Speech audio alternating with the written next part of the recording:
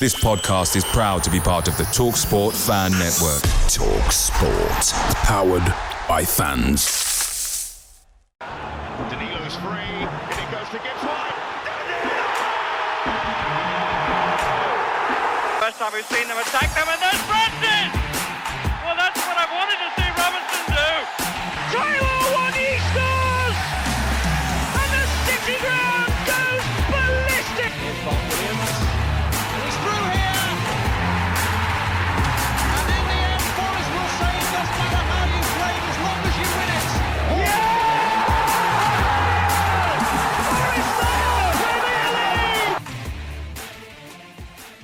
Hello and welcome to another edition of Red Side of the Trent as we look to review Forest's terrific away win at the Stamford Bridge as we ran out 1-0 winners thanks to an Anthony Elanga finesse finish. I'm joined by Christian Brown and Lee Clark as ever. No Reece Lane, who has gone off on his holidays this weekend.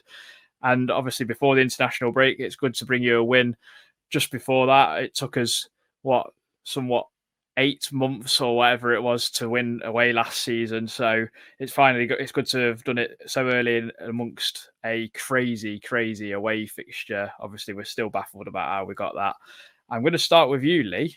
A surprise in the lineup, as we really thought Ryan Yates and Chet Kouyaté might be our early fit midfielders. Oro Mangala back in for the departing Brennan Johnson, who we will speak about a little bit later on. Danilo fit enough to start. Always a question mark over midfield, though, isn't it? Especially when you're playing a £200+ million midfield. Yeah, I mean, it was. I think it's Steve Cooper. We've got to love Steve Cooper for that, haven't we? He's always quite coy in his press conferences about who's going to be fit and who's not. So it was nice to see Mangala and Danilo in there. Yeah, I mean, it looks like we're not going to have Danilo in there for a little bit now, given the injury he picked up yesterday, which I'm sure we'll come on to. But yeah, it was always going to be who we were going to put against, like you say, £200 million worth of talent. And, well, Ryan Yates woke up with 200 million in his pocket, didn't he? So happy days. Yeah, it was nice to see. I was pleased that the main men were fit, the main men that were available, should I say. Whether they'll still be the main men after the transfer window, again, which I'm sure we'll come on to, remains to be seen. But at least they gave a good account of themselves, and it struck me as the sort of performance that suggested, bugger, we've signed loads of players that play in my position. I need to play well today. So yeah, good to see. It's extremely healthy competition, I think. Christian, fairly even first half, I would think. Taiwo Wundi probably with 2 good chances. Maybe the first more so than the second one, where him and Worrell kind of go for the same ball. But with the form that he's in, do you expect him to do better there? It's hard. I mean, I feel like if one doesn't interrupt the other, whoever strikes it probably tests the keeper at the very least. But it just seems that the presence of the other just puts the other one completely off. And obviously, Taiwo basically puts it in a fucking Craven Cottage, doesn't he? But I see what you're saying. Obviously, you think a man in the rich vein of form that he is in would probably do better with that chance. But I do also think that if Worrell isn't there, he probably does, and vice versa. I mean, it's just a lack of communication from the two, really. Obviously, I think, vice versa. If Worrell screams, "That's Joe's ball," and Taiwo left it, then Worrell probably, either forces Sanchez into a save or scores himself if he gets it on target. So it's just one of those. I'm reluctant to be too harsh on him for that, because I can see why and where it went wrong. But yeah, it would have been nice if he got it on target, I suppose. But it is what it is, to quote a full manager. Yeah, I think it's good that Taiwo's getting in those positions, because he's not really getting loads and loads of chances every game, is he? He's kind of he gets one and normally he scores. So nice that he's got his position to have a few. No, absolutely, yeah. I think it's one of those, all the data nerds sort of say, don't they? Taiwo does seem to have a habit of popping up in good goal scoring positions. So, and that was the case again yesterday. To be fair, 2 chances, didn't he? Yeah, definitely. Not obviously much to report, obviously, for the rest of the first half, Lee, but 3 minutes into it, and not for the first time, Moises Caicedo has made an error against us where we've capitalised on a poor touch. Good work from a combination of Mangala and Yates to poke the ball away from him. And to say Taiwo Awoniyi's been on the end of a lot of these chances. It's a inch perfect ball and a inch perfect finish from that man, Anthony Elanga. Talk us through it. Yeah, it was great. I mean, it's not very often that Paul Merson will compare Anthony Elanga to Thierry Henry, I suppose. But no, Write it down, do you know bookmark what? it. Do you know what? I think pundits say a lot of things that get kind of really scrutinised, but I do kind of see where he's coming from with the body movement. It was quite kind of coy to put his body into that shape without kind of giving too much away for the keeper. I just think it was really instinctive, and I think one of Elanga's criticisms before he'd kicked the ball for us was probably that he's really quick, gets into some really good positions, but he's a bit speedboat without a driver. And I think that goal probably said that with regular game time and the shackles off, um, as he poked towards United on his Instagram by putting the Mary Mary Shackles song over his goal. Obviously, they never played him. I think that if that is the case and he's going to play more often, I think that's probably what he's capable of. I think it's certainly what he needs to do, like we alluded to on this podcast before. 4 goals in 55 games for United for a player who plays for a club that's that good probably isn't good enough. So yeah, it's certainly a great start, and how vital those 3 points could be. I just think it was. I saw the TikTok that Forest put on, and it's like a real close up of a one year slipping it through Thiago Silva's legs and then Elanga finishing. And it's like 2 years ago we were absolutely rubbish against Middlesbrough and calling for Newton to get sacked and wondering whether we'd be in League One the following year. And all of a sudden we've got this on TikTok, like ripping the absolute shit out of Chelsea, who have cost £1 billion to assemble. So yeah, it's all a bit surreal at the minute, I think, for me.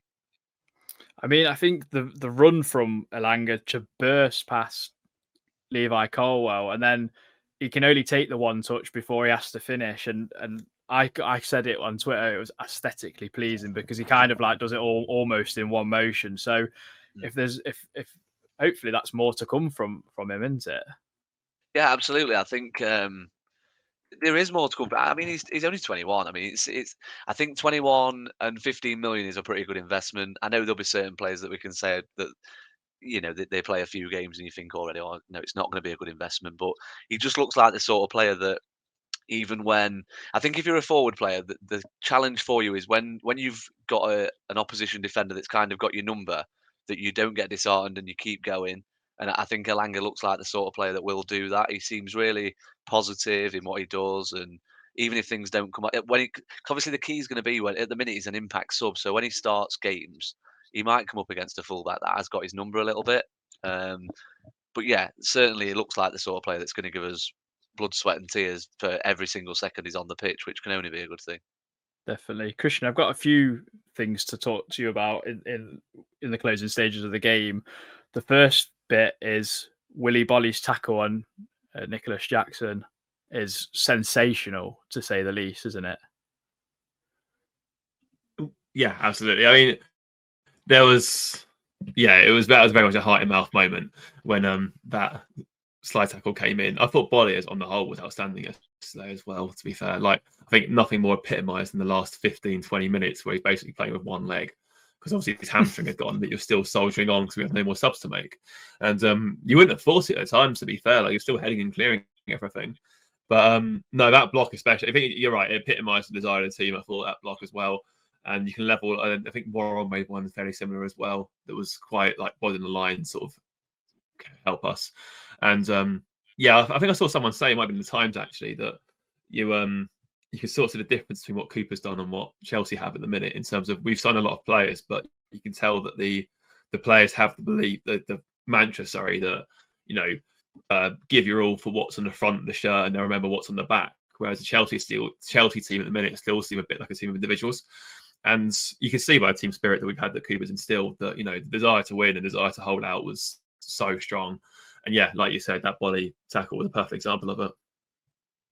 I mean, it also helped that the Jackson missed probably one of the misses of the season. I mean, we had one last week in Casemiro. We've had one this week in Nicholas Jackson. So our luck is going a little bit in our way. But I did want to talk to you as well, Christian, about the Forest resilience and kind of what stuck out to you in the difference between last week and maybe at Arsenal. More so last week because we was 2 goals ahead, and this week where it seemed like we was completely and utterly focused in doing getting the job done and frustrating Chelsea from just going side to side where they couldn't really break us down. What kind of stuck out to you in that sense? It quite helps having officials that don't want the opposition team to win, which is quite nice, which is a big factor yesterday. But no, it reminded me a bit of the Arsenal game, to be fair. When in the last season we won 1-0 when Tyro scored, and we just suffocated all the space in the final thirds. Because Chelsea, especially after we scored, had a lot of the ball in our half, but they couldn't really make it work or do anything with it. I was saying to you guys at the time, I was like, stop giving Enzo Fernandez time and space to pick his passes because he will hurt us. But ultimately, they couldn't get through. Even he couldn't pick the lock because there was nothing happening. There was nowhere for their players to go. It just felt like, I think, again, even when Mudryk came on, there was a chance when he was dreadful as was. I mean, £90 million for that. Jesus Christ. But it was an example where they had a corner, and it sort of got half cleared, just about 40 yards out. And Mudryk just takes a shot for no reason. I mean, it hit Yates in the face, and Yates went down with a head injury. But it was going over anyway. It's why are you shooting from 40 yards out? Whatever game plan Cooper instilled, and however we sort of controlled the space and suffocated it completely, it was, at many points it felt like the perfect away performance. And I think obviously you referenced the Jackson miss as well. That's when he missed that. I sort of thought maybe it is actually going to be our day for once. Because, how often do you get an opportunity like that where a £30 million player decides to, take a kid out in the stand rather than put it into an empty net? Although Montiel may have got there on the line, who knows? But, I just felt tactically we were very, very good yesterday. And you sort of have to be when you go to these clubs. And then maybe against United, we were a little bit more naive at times. We got a bit worried. And, it was, I didn't really say it in the last pod, but you sort of felt it in the stands a little bit. We went 2-0 up. It was sort of like, oh, Christ, maybe we've had our fun now. And when Eriksen scored, there was that impending feeling that they were going to win the game one way or the other, by hook or by crook. Sadly, it turned out by crook. But I think that we seemed a bit more. Maybe I think people mentioned about taking anger from that game into this, and it sort of showed because we were sort of like that we're not having this again. And hopefully it worked.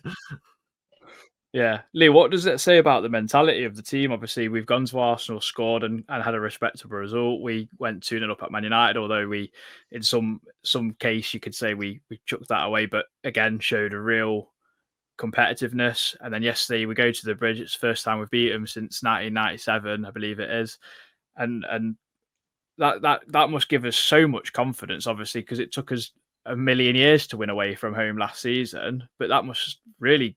I mean, kind of don't want the international break to come now, do you? Yeah, I know what you mean. I think it's 95 since we last won at Stamford Bridge, but in terms of beating Chelsea, it was 97. But I think it just shows we're improving. I think it just shows that the mentality now is not we don't belong here; it's we do belong here, and whoever we're playing, we're going to roll up our sleeves and give it a really good go. Again, I've said this before on the podcast. It's the old. I always think of the old Newcastle mantra. With us away last year, we were literally just rolling over and having our bellies tickled. Well, Newcastle always say, don't they? They don't demand a team that wins everything. They demand a team that tries to win every single game. And I think sometimes that isn't possible. We'll go to Man City in a few weeks and we might have 10% possession. That's Man City. They're the treble winners. They're the champions of Europe. It can happen. But I think we did that far too often last year against teams that we should be competing with. And I think we've seen real opportunities with how Chelsea and Man U have started this season to go there and actually ruffle some feathers. And I think in our performances at both of those places, it's exciting because we're going to play. Even though Chelsea are a bit of a basket case at the minute, we're gonna play worse teams than them away from home. Similar with United. I know that everyone says United have started shit and Ten Hag's a cheese farmer, as Christian likes to say. But ultimately, they've run the team that runs City close to the title to the 90th odd minute today, and they probably feel a bit aggrieved to not get a point from that game. So they've still got quality, and I think for us to go there and go 2 up, and similarly yesterday to have the kind of fearless, mate. It's just fearless now. I watched the full 90 minutes today. I wasn't there, and it was just, even though we had to defend in periods, it was just a refreshing. We defended and we had a bit of a plan rather than just kind of defending on our own goal line. It's just nice to see, and I just hope it continues at places where it'd be nice to kind of get a 2-goal lead at like a Wolves or a Palace or something like that, because they might not have the quality and the strategy to come back into the game, and hopefully we can start picking up more points than, what was it, 8 or 9 we got away last year. I mean, Cooper's not under any illusions that needs to improve. So yeah, hopefully it can continue. But it's kind of excitement with a bit of intrigue, because I just hope we keep up against teams that we kind of can go and be on a level playing field with, Yeah. rather than just the Chelsea, Man Uniteds. Yeah, well, we'll see soon when we play Palace in maybe in a month or so's time. I can never remember. I know we play them after Man City, I believe, away from home. But we're going to get into some slept on it thoughts. I will drop the little thing now. Red side of the Trent. Slept on it thoughts.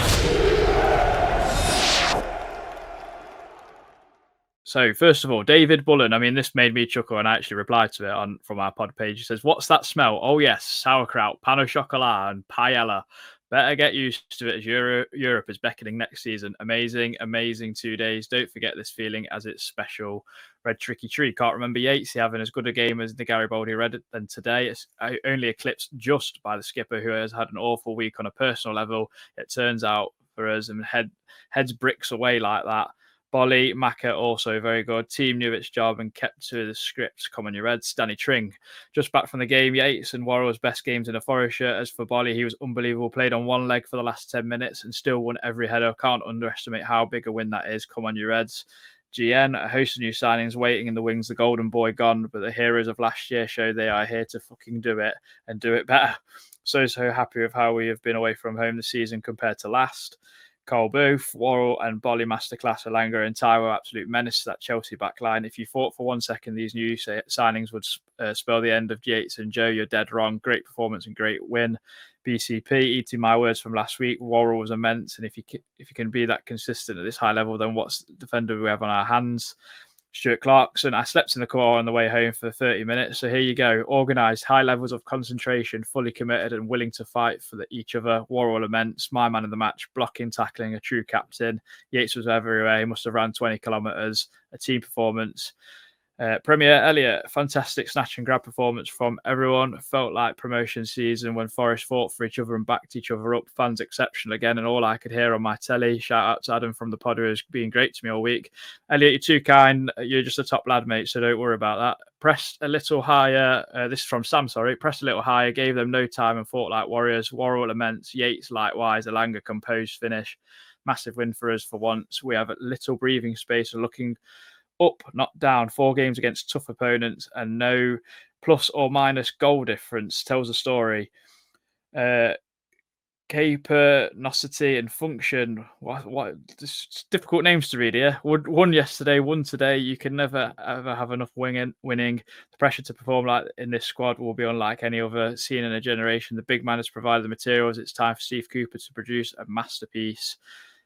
Sarah, heroic performance by Worrell. Yatesy, superb, and special mention to Bolly, who literally put his body on the line. And after the upset of losing Jono, have we got a new star in the making in Elanga? Taiwo is always a beast. Gate day at the bridge. Martin Fretwell, wonderful team performance, and the back line was immense.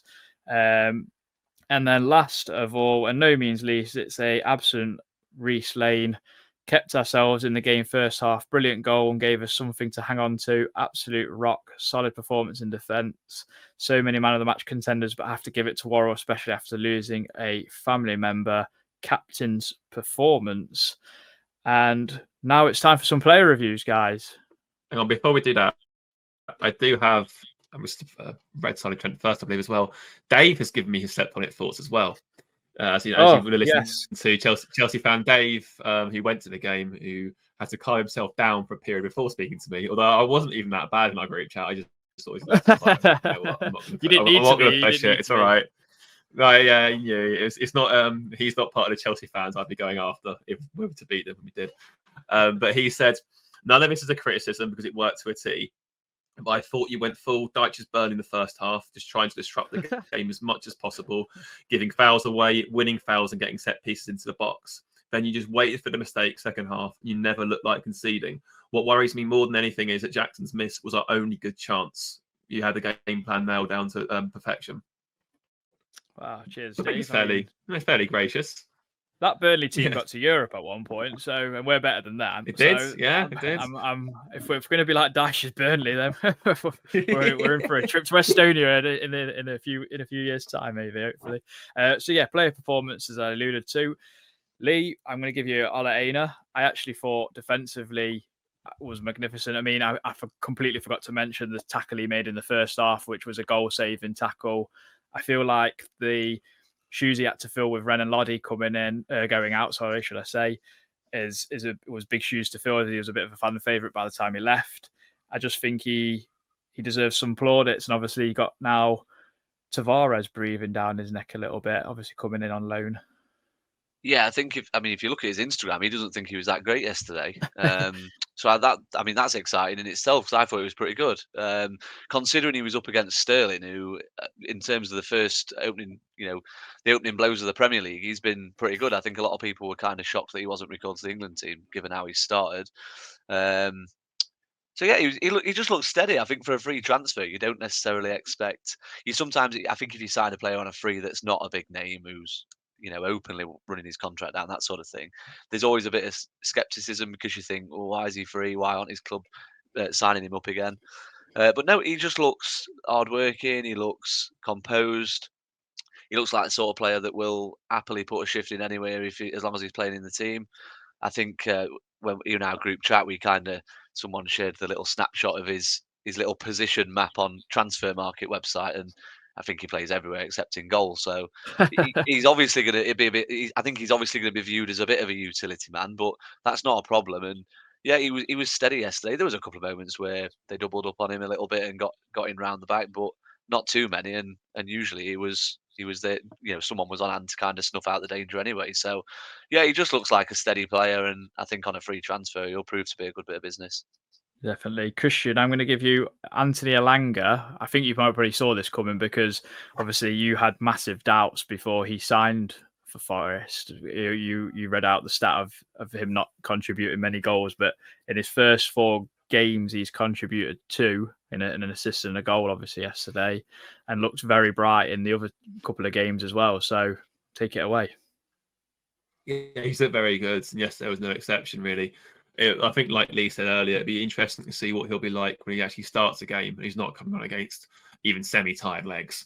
So, but obviously his pace is electric. I mean, Carwell was no slouch. He was just miles behind him. I mean, his running style wasn't to be examined, we could say. But Elanga just left him for dust. I think we can see. I don't mean to sound as a negative. I can kind of see why United have let him go, because his end product does need some work. There were 2 other occasions yesterday where he got into fantastic positions and went for goal. So there was one, him and Tavares worked it really well on the left to win the ball back. He carried it about 50, 60 yards. He's about 30 yards out, and he had better options. He had Wood in space. I think he had Kouyaté in space as well, who could have passed to. He just shot tamely into Sanchez's arms. And it was just like, come on. And then obviously the bit at the end as well. I mean, fair play, him and Kouyaté rush. Is it Mudryk again? And he skins him. But it's sort of like, could he have pulled that back to Wood at the far post for a tap in? Probably. Did he have a right to shoot anyway? Arguable. But so you can kind of see his decision making isn't quite there yet. But for someone who's 21, he's fair enough. You can see why he was to give the other side of the coin. You can see exactly why he was at United to begin with, why he played 50 odd times for them, and why he's a full speed international who aren't exactly a poor nation by any stretch. He looked very good. His pace changed the game when he came on. He sort of just glides the ball, doesn't he? He doesn't seem to like, when you sort of sprint with a football, we all know it's quite, it can be quite difficult to do, but he just glides with it like it's nothing. And yeah, he's a really good addition, to be fair. And I'm more than happy to be proved wrong on a signing. I think the other ones I called out were Shelby and Williams. So they've sadly been proved right. So it's quite nice to be wrong sometimes when it comes to incoming transfers. I mean, there will be a day where Matt Turner saves us a point or 3, and then we'll get you on then, because you doubted him and he's been all right as well, to be honest. But we'll get to the other goalkeeper as well, who no one's going to be able to pronounce his last name. But Lee, I'm going to give you one of our own. It's Ryan Yates. I mean, there was a stat, obviously, it came yesterday. Him and Joe Worrell won possession the most out of anyone on the pitch. And obviously, Ryan Yates has just seen we've signed a man from PSV for £30 million, along with Andre Santos from Chelsea on loan and Nicolas Dominguez from Bologna. But it obviously has not phased the young man. No, he was outstanding again. Again, there'll be all sorts of comments saying, "Oh, you've changed your mind." We've not been negative about Ryan Yates for about a season and a I totally half. agree. I totally agree with the comments are still there. Certain people, we don't name names on this podcast, but certain people, every time I mention Ryan Yates is a buzzword. Oh, you said he was rubbish 10 years ago, whatever. But yeah, he was excellent again. I think exactly what you've just said, Adam. To be fair, I think he played like a player who had watched transfer deadline day unfold and thought bollocks. Not to that degree, but that's not Ryan Yates' nature. Every time he pulls on our shirt, he always gives his all, and that's never been in question. Yesterday, he gave everything and then some. He was just all over the pitch, a typical covering Yatesy every. performance. Yeah, it was a typical Yates performance. Covered every blade of grass. It was a typical Yatesy performance because there were still a couple of moments when you think, just stay on your feet. He made a couple of little fouls near the box, which I think there was one in the first half when, in fact, there was one in the first half when Jackson asked for a booking and he got a booking and Yates didn't. It wasn't a booking, I don't think, the foul, but Jackson asked for one and he got a booking instead. And Effin Okoku and Gary Taphouse on commentary couldn't understand what had happened, but it was then they showed a replay and it was because Jackson was asking for the card. Little moments like that, but that's Ryan Yates. I think we've got to kind of appreciate that's one, not a weakness, that's the wrong word. He's just one of them players that he's got that much enthusiasm that sometimes he can't stop himself, and he does. I think players are kind of cute to know where to draw the fouls from him. But yeah, in terms of his overall play, he was outstanding yesterday. Yeah, Christian, I'm going to give you, obviously, the other one of our own. It's Joe Worrell. I mean, a tough week for him, obviously losing his uncle. That must be devastating because I believe they were very close family. But he still opted to pull on the red shirt, put that captain's armband and head and kick absolutely every ball that came to him. And I mean, he's finally the Joe Worrell that plays in the NG postcode out of it in these first 3 away games. To be honest, I don't think he's really put a foot wrong. He's my man of the match by a mile. Yes, by an absolute mile. I know as good as Elanga was when he came on, as good as Bolly was, as good as Yates was. I mean, everyone put a good shift in. I mean, you'd probably be hard pressed to find a Forest player that got less than a 7, really. Because again, when you go to these places, that's exactly what you need to win. You need everyone to turn up. You can't afford to carry a passenger when you go to the elite, even they are floundering at Chelsea at the minute. But Worrell was head and shoulders above everyone else on the pitch. He was immense in every sense. I mean, that was a performance that you look at Chelsea's defenders and Thiago Silva. That's something I expect Thiago Silva to conjure up. He was that good. And yeah, after everything's had to deal with, which can only be incredibly difficult. As I said earlier, like with our performance, it felt like the whole team had the mindset of playing for the front of the shirt, and as a result, fans remember the back of it. Or what's on the back of it, and no one summed it up more than Joe Worrell yesterday. He was everything. He wanted to do last-ditch tackles, his positioning, the way he was playing out from the back. Like as you said, it looked like the Worrell from an NG postcode rather than one that had gone missing so often last season on the road. It's just the thing for him is just consistency, because I mean, if he plays like that, even with the new signings, they won't get a look in, because that performance was exceptional. And he must have been looking over his shoulder as well. After I can't even imagine how he's felt this week, to be honest, for everything else going on. Obviously football has come second to that a lot of the time, all of the time, really, when it comes to family. But I mean, obviously from a professional point of view, he says he's had 2 new defenders come into the club, Murillo and the O from Norwich. I'll pronounce his name properly later, I promise. And obviously Felipe's back from injury. Niakate's been back playing. He's on the bench. And you're sort of thinking like it'd be easy for him, McKenna, and Bolly to think, well, shit. But all of them played as if it's their shirt to lose. And to be fair, it probably is their shirt to lose now. And yeah, Worrell especially, was just an absolute man-mountain colossus, imperious, like every superlative you can find, you could apply to him easy.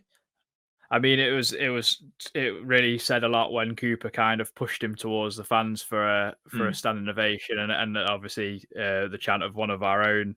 It's been obviously documented on social media. There was a viral video that's gone around the fan base. So yeah, brilliant from all four players mentioned and the rest of the team. It was fantastic. We're going to get into some news and some transfers, but before I get into that, we was meant to have a fourth join us in Nathan Joy as our correspondent, as our South American correspondent, as I like to call him. He obviously runs the Copper Club, if you don't know.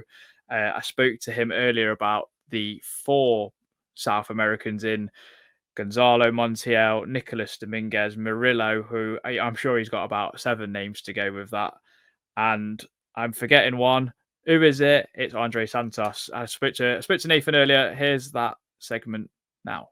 Nathan, delighted to welcome you back on the Red Side of the Trent. Obviously, you was meant to join us for the main show, but couldn't due to double bookings and all that sort of stuff. First of all, I did want to ask you if you obviously caught the game yesterday, a 1-0 win, obviously, over Chelsea, our first win at the Bridge since 1995, I believe it is. Obviously, you said you watched that match of the day. What did you think of it overall? Yeah, well, first of all, wasn't probably expected from anybody, at least myself, who's always a bit of a pessimist when it comes to Forest, especially away from home. But great to get off the mark nice and early with 3 points. And it was a perfect defensive display. I think a lot of people have probably written this game off with the amount of new signings coming in to be like, well, look, let's just get this out of the way. We'll chuck out our B team, so to speak, or defence we may not see ever again. And they all state their claim, didn't they? Each man to themselves was fantastic from what I saw, especially defensively, that 3 at the back. And obviously, special mention goes to Joe Worrell without saying, I can't not. But yeah, really impressed. A clean sheet and to go to the Bridge. Yes, I think Nicholas Jackson was the one who missed an absolute sitter. But we'll take that each and every day of the week. So yeah, fantastic 3 points. Get that away voodoo off the back, especially after the Old Trafford game. Dare I bring that up? But promising nevertheless. Definitely. If people obviously don't know who you are, Nathan, you've got a podcast and a magazine called The Copper Club, and you extensively cover the South American football region. So that's one of the reasons we got you back on, obviously, to discuss the influx that we're having from South America. Obviously, some of those players actually coming from Europe, such as Nicolas Dominguez and Gonzalo Montiel. I did want to obviously talk to you about those players coming in and what they're going to offer. I'm going to start with Gonzalo Montiel. If anyone doesn't know, he's a World Cup and Europa League winner, took the winning penalties in both competitions. So he's got that pedigree, a right wing back as well from Sevilla. What do you think he will offer to Forest, first of all? Well, first of all, it's great to see Forest not only looking at South America, but obviously now being a little bit ahead of the curve compared to a lot of Premier League teams and looking at South Americans within Europe as well. They have that dedicated head of recruitment now, specifically looking at South Americans and the fact that they're obviously trying to climb the Premier League ladder, so to speak, a little bit quicker, and going for South Americans who have already proven themselves in Europe is another tick, really. And hopefully, look, it's only the likes of Brighton, obviously, Wolves a little bit, who are starting to do that. So the fact that Forest are doing that already shows that they're ahead of the curve. But like you said, World Cup winner and Europa League winner. I can't really add too much more to that in terms of adding anything better, but he's very consistent. What we saw more at River Plate than we have in the last couple of years at Seville is a more advanced thinking right back. He was happy to get into advanced positions and get to the byline a lot more. And he hasn't lost his pace, but we've seen him a little bit more restricted, especially with the way Argentina set up and Seville over in La Liga. But he's professional. He has pace. He would definitely be that sort of right back Forest fans will fall in love with, just for his tenacity and his work rate. He'll add good competition to Serge Aurier, who was linked with Saudi Arabia. How true all that was, I don't know. I think every man and his dog was linked to Saudi Arabia at one point in this window.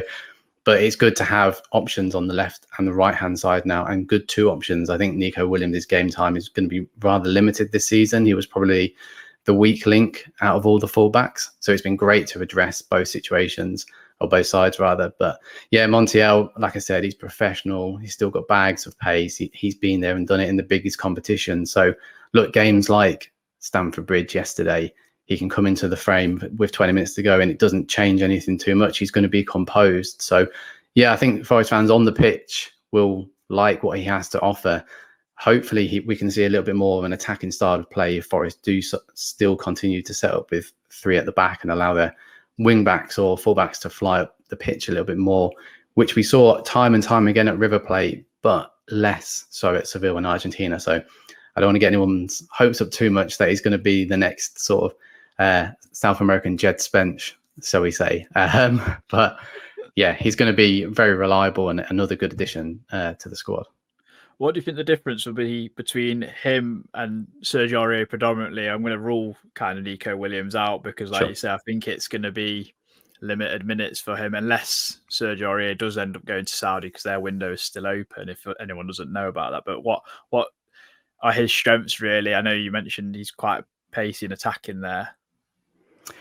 It's just his defensive duties as a whole. He wears his heart on his sleeve, and it's good to have options now within Forest team. Last season, it didn't really go beyond the 11, really. If we look at it from a wider picture, once we made changes, it completely fell out of shape a little bit. So I'd say, look, Sergio Aurier has already proven this season with his assists against Sheffield United. He's probably better in that more advanced role. And defensively, he's been sound as well. I don't think many expected him when we first brought him in. I think it was just another addition and to get bodies in.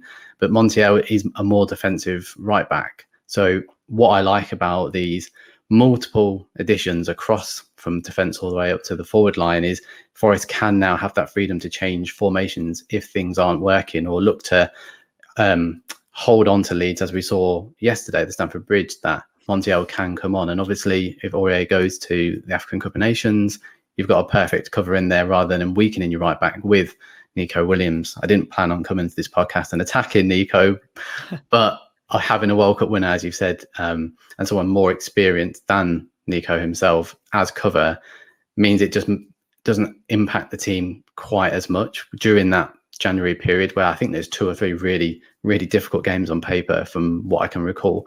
So yeah, the stronger that back line is during that period, the better. So would you say he will be adaptable to the 4 at the back or the 5 at the back quite comfortably then, if he can play, if he's quite balanced in that sense? That's how he comes across, really.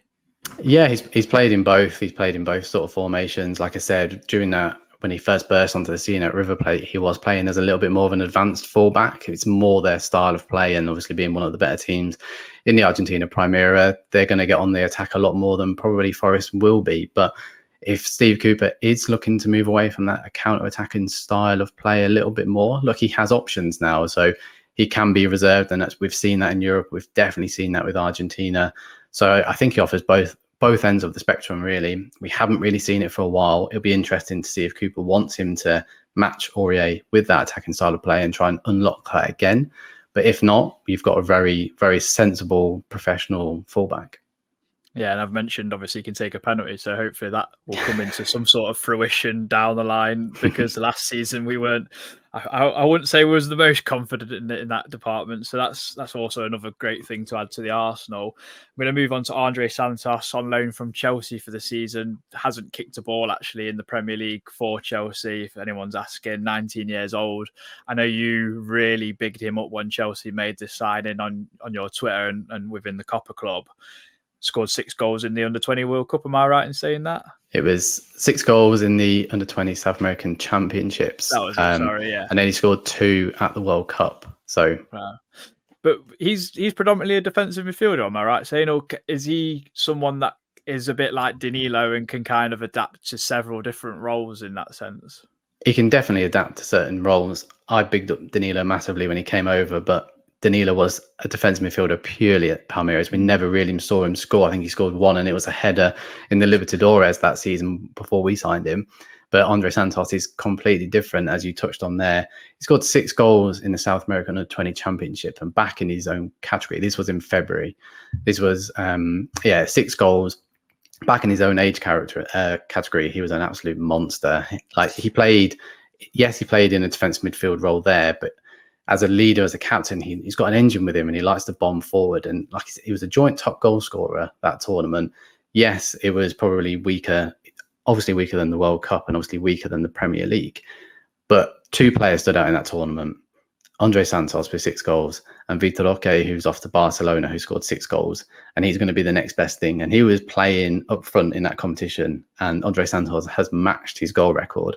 And then he went to the World Cup and scored 2 and an assist in 5 appearances before Brazil somehow got knocked out against Israel in the knockouts. But Andre Santos, I think I was really surprised when Chelsea didn't want to include him within the squad. Like, yes, they've made so many additions and like it's a completely new look team, which is rebuilding there. And he was playing as like a number 6 in pre-season for Chelsea. However, I feel like that really restricted him. And I think the fact that they've decided to loan him out, especially to a Premier League side, and obviously this was before the influx of players who Forest have brought in, but he's more, for me, better in an advanced role in like a number 8 position, moving further up the pitch. Yes, he's really composed on the ball and offers a lot of defensive qualities, a real leader, hence why he's captain of the Brazilian under 20 side. But he's got goals in him. He scored, I think it was 8 in 32 appearances for Vasco. Yes, in Serie B, but this when he was 17, 18 when Chelsea went, right, we need to bring him in. And then he got offered a chance in pre-season for Chelsea, like I said, but I don't think they could squeeze him into an attacking play. And I think they wanted him to get more minutes on the pitch. So I think a lot of Forest fans are worried. And also there's been a lot of players coming since they made a lot of noise about him. Don't get me wrong. I think Andre Santos can go and be a Premier League great in the next 3, 4, 5 years for Chelsea.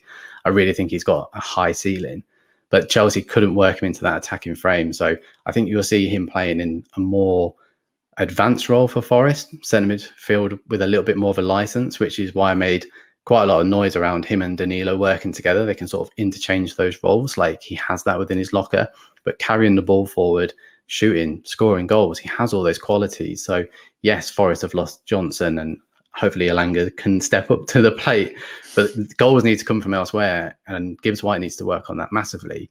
So where else are the goals going to come from? Like bringing in an influx of defence midfielders may be a little bit concerning, but when Andre Santos is going to be on the pitch, like he can play in that advanced role and isn't afraid to shoot and have a go from goal. So I wouldn't be concerned about where they all fit in. I think there's been a lot of noise from Chelsea fans as to, oh, now Forest have signed all these players. Where does he fit into the team? But as we all know, like last season, bar the 11, we really struggled when it came to subs. And yes, now out of the Carabao Cup, but with the FA Cup and like it's still a long campaign. So I think Andre Santos will show glimpses. Obviously, he's not our player long term, and I understand the slight concern there. But the fact that Forest are even entertaining and probably fighting off a lot of competition to bring in such quality players like Santos it's still a bit mind-boggling to me as a fan. I suppose it's good because we often play with 3 in midfield, and then with the signing of Ibrahim Sangare, he can obviously then push up that further and offer the support to Gibbs White and Awundi and Elanga in attack, and maybe Callum Hudson-Odoi might play left winger if we kind of change shape a little bit, whoever's playing in the personnel. So I guess he can offer a backup role to Gibbs White as well, I would maybe say from going on what you say. But do you think he will suit a 2 or a 3-man midfield better? Probably a 3, to be honest, because the amount of names have come in, we'll touch on a couple more. But it probably is going to be in a 3 because the fact that he can move forward. And look, the scenario with Danilo being out injured now for probably quite a period of time, because it was his hamstring, I believe. Yeah, it's like normally at least, isn't it? If that happened last season, like you're up in arms, aren't you? The panic button's already being pressed. But at the moment, with Danilo being out, yeah, it's upsetting that he can't continue to perform as he did last season, kickstart again. But the fact that he's dropped out and we have options like Dominguez, who we'll probably get on to, and Santos to come in and take his position, it doesn't really weaken the side too much, which is a really privileged and good position for Forest to be in. So look, probably a 3-man midfield. Again, I think it all depends on who the opposition is and how Steve Cooper wants to line up. But his options, and that's a massive positive. I don't think we should be looking at it as a negative in terms of overall arching defensive midfielders. Just because they have those qualities, we shouldn't be restricting them there. And looking at his goal tally for Brazil, Vasco, just those 2 because he hasn't scored for Chelsea yet. But with those 2, like he's shown time and time again how capable he is in front of goal. So yeah, let's not restrict him. And I probably think that's a huge reason as to why he's come over to Forest, because he wasn't going to get that opportunity at Chelsea. Has this got the potential of never fall in love with a loan signing saga? It's every year, isn't it? It's every year. And as Forest start to establish themselves more, you probably think there's going to be less and less loans. And this was obviously bearing in mind before, obviously, deadline day and the amount of new signings which came in. We always knew there was going to be extra additions, but I didn't realise quite how many midfielders were going to come in. But I think so. I think he's got a really, really high ceiling, even if it's just about adapting to the Premier League from a personal point of view for Santos. I think he's a little bit more than that. Like I said, he's wearing the captain's armband for the under-20s. He's a real leader and he's really composed on the ball. So I think Premier League football will be suited to him massively. It's going to be a huge learning curve for him at first, but I think he's in the right environment. Look, young lad under Steve Cooper, need I say more? So we probably are doing Chelsea a favour, but he's also cementing Forest's position in the Premier League for yet another season and hopefully kickstarting, which is invaluable. So let's try and look at it from a positive point of view rather than just we're building up another player, because like I said, he's probably going to kick on and be one of the best in the Premier League, I think, in the next 4 or 5 years. Well, let's hope that that he's obviously good for us and he enjoys himself, but let's hope that Chelsea maybe forget and spend too much more money on other up-and-coming wonder kids and forget about him and go, yeah, we'll sell him. We use him. But next Brazilian, it's on my way to Amarillo. It's Murillo. I'm sorry about that. 21-year-old centre-back from Corinthians. I think it was like 15 million euros in total if you include the add-ons and that.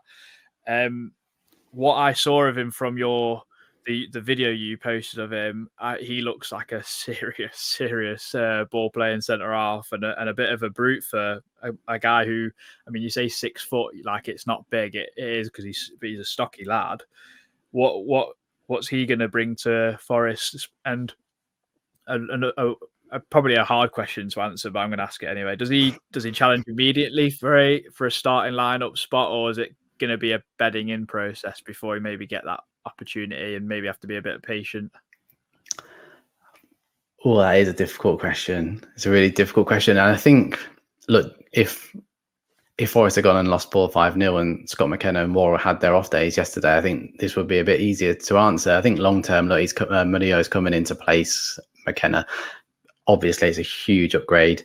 If I'm going to just talk about him as a player first, because look, it's the same with all these Brazilian or Argentinian or young lads coming into a new frame. Even Andres Santos, who's been with Chelsea, is still learning a completely new league, but it's away from that 90 minutes. It's like he's got to learn a new language. He's got to fit into a new environment, everything all away from that. It will take a huge period for him. And he's already played 27 games sort of this season, whereas everyone else is at 3 or 4. So look, I think that will have to be managed, because the Brazilian season pretty much we can say runs from like February to the end of the year, where obviously we're just at the very beginning of the Premier League.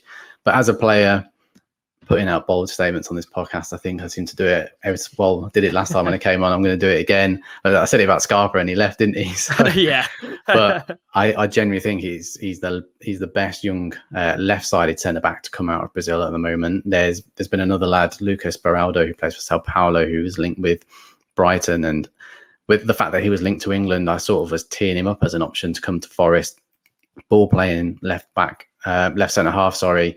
Even Liverpool apparently were sniffing round. So I thought he was more likely to move to the UK, and then the Murillo deal just sort of came out of nowhere. But again, showing Forest really making statements in Brazil, because yes, he's only played 27 senior appearances for Corinthians. But I think if it got to January, he'd be looked at by 4 or 5 other big clubs in the Premier League, to be honest. So the fact that Forest have moved so quickly for this deal is huge. I really, really like him. He's only had 27 games this season, but Corinthians have had 3 different managers and they've been an absolute shambles. But he's been like one of the consistencies throughout this period. And he's been one of the reasons as to why they've advanced to now the semi-finals of the Sudamericana, really tough competition away from domestic action. Like I said, he's 6 foot, but stocky. He's got a frame to match. I think that's the only way to describe it. We've seen 2 different sides to him. He burst through the youth, the under-20s team with Corinthians, with a few of the youngsters who are now sort of been drip-fed into the team. But Murillo came in, start the season, and started playing from the off. But under 20s, he stood out massively, like the confidence he had in terms of when his positioning and reading of the game are probably his best assets, away from like his physical ability. Let's talk about him away from that, because he is much more than that. I think people are just going to get a bit hung up on his visuals at first and his presence, which is obvious enough, but he's reading off the game in his positional sense. You rarely see him go to ground unless like he's forced into a tackle out wide, which is again a huge tick for a centre back. But when he wins the ball, we saw this with under 20s time and time again. He'd play like 1-2s with the midfielders and advance up and sort of be acting as a striker. It was almost Sergio Ramos style. It's the only way I can describe it, in terms of like having the confidence to bomb forward. That has been reined in massively since progressing to senior football. He still likes to get on the front foot and play the ball, but he's a lot more reserved with that. But it shows that he can get the ball forward and pass it, and looks to always advance. He's not there happy just to sit and side to side. He wants to look for attacking options. And keep an eye on his passing range as well. He really can switch the play, but fast as well. None of these lofty floaty balls. He's looking at crossfield passes with a bit of venom as well, and often really accurate. So as a left-footed centre-back, I think they're worth the weight in gold across Europe, South America, everywhere in football at the moment. So the fact that Forest have been able to bring in arguably the best youngster in Brazil at the moment has really caught me off guard, and again, really impressive business. And I think a lot of people will say, he's only had 27 appearances, but I don't think many Corinthians fans at first would have been like, he's coming from the youth team, let's see how he works. But if you look closely at those under 20 games, it's pretty obvious as to why he's made that transition in such a short period of time. So like I said, Corinthians have been a mess all season, but their academy is one of the best at the moment. Gabriel Mascado, 17 years old, has been linked heavily with Chelsea, for example. So the fact that Forest have been able to get Murillo for 13-15 million, including add-ons, as you say, is I actually think it's the best deal Forest have brought in this market. I know everyone else has got excited about the £35 million man from PSV, but as obviously a little bit more biased South American fan, I think he's going to be huge for Forest. And maybe in 2 or 3 years' time, if Forest fans don't want to hear this, progressing to a potentially bigger club. I think his ceiling's that high. I think that's kind of the way we're going to have to accept for the time being, until we kind of build ourselves back into an established Premier League side and kind of push on. We're going to have to accept that we're going to bring players in and look to build them, develop them, and probably move them on for mass profit, which we'd like to do, like Brighton are doing. But I think what I like about Murillo from what I've seen is his pace as well, because I mean, you look at the back three that played against Chelsea yesterday. It's got the I think the combined pace of I don't even know what to name. Maybe a tractor going down the A1 or something. You know what I mean? It's not the quickest of back lines. So I think that adds to it. And I was going to actually point out about his crossfield passing. I mean, that's something of a weapon where you can switch play very quickly. But how are you saying his ceiling is like really high then? If you're saying he'll go to a big club, are you saying he could go to someone like, I don't want to say the obvious, but like a Real Madrid kind of team, if you know what I mean? Is it kind of that ceiling, or is it more of a mid to high sort of team?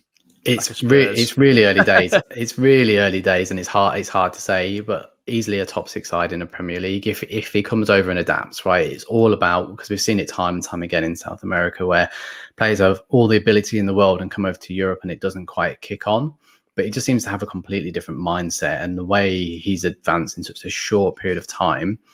Premier League football, like, because of his size, he has pace as well, and his ability with the ball at his feet. But for me, taking away all those qualities as well, it's just the fact that he can read a game so well in his positional sense, which is massively important.